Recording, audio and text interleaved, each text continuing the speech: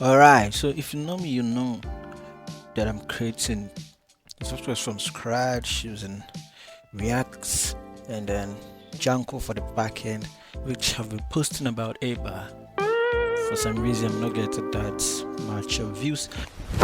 Emotional damage.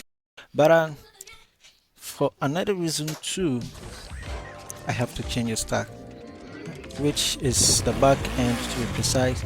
And no, I'm not saying Django is not good enough, but I have to use Node.js, and this is why.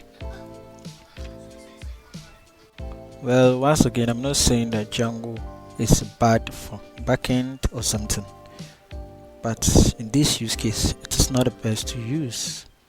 Maybe it is, but it's just too complicated for me. And this is it.